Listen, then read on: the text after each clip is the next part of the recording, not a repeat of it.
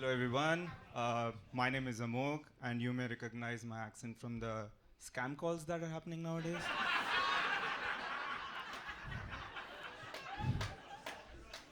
But even with this accent, unfortunately, I was scammed by another Indian. That was my ex wife.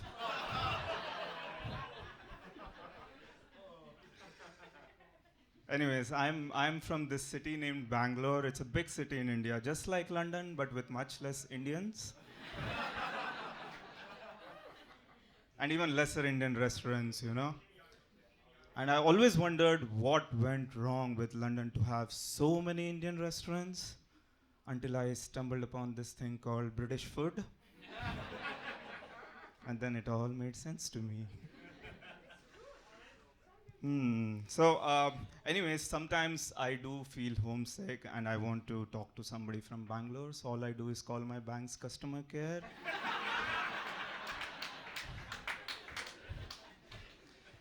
They think they're talking to one of their colleagues.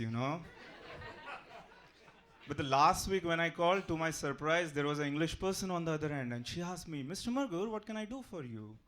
Her posh English accent actually confused me, so I asked her back, don't worry about me, ma'am, tell me what can I do for you?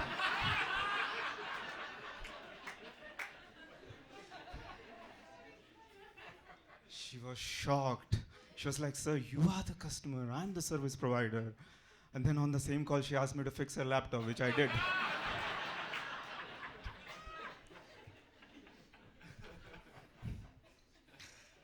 Yeah, a little bit about myself. I recently turned 30, just 7 years back. Yeah, so at this stage, I'm just dating a lot because there is nothing much to do in my life. So I met this person for the very first date and did my usual preparation. I wore a really nice shirt, booked a really fancy restaurant, also put on my lucky cock ring.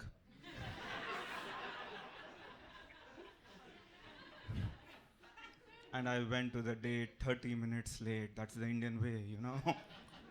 And she looked at me and said, hello, Rajesh. Seems like you had a busy day. So I apologized. And from there on, the conversation was really smooth, except for one small problem. I didn't know who the fuck was Rajesh.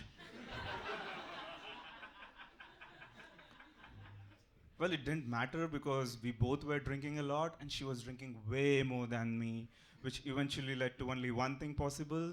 She slept with me on the very first date.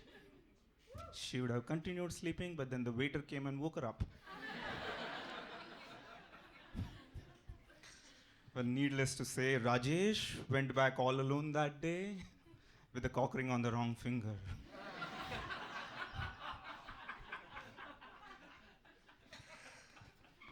Yeah, so just coming from India, a little bit of wisdom or advice, right? I think pubic hair is such a first world problem, folks. I'll explain why, right? Back in India, I found a gray pubic hair, so I decided to remove it from the curry which I was eating. No, no, no, don't gross out. Don't gross out. Just wait for the little bit. Next bit, it's going to become better. So I removed it like this. So I looked at the guy who served me the food. I looked at the curry. Curry was good, so I continued eating.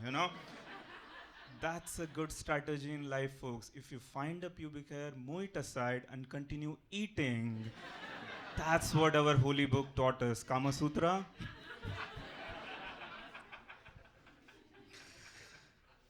Anyways, little bit about my journey to London. So I was actually working in California earlier, and then I decided to move to Croydon because it is much safer.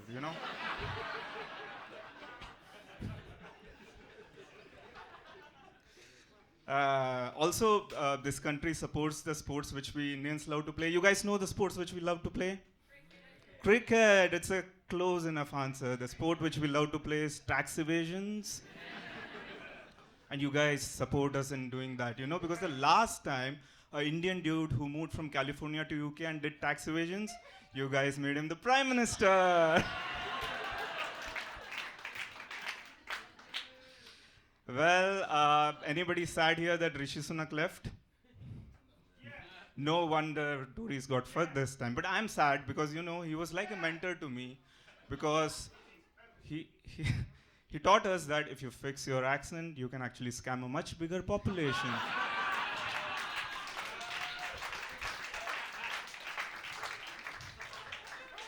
We are in minorities, clearly, you know. So, guys, aren't you bored of me? I'm already out of my jokes, actually. Hey, dude. You've beat the Blackout. We're just having some tech issues, so you're more. Oh, thank you so much.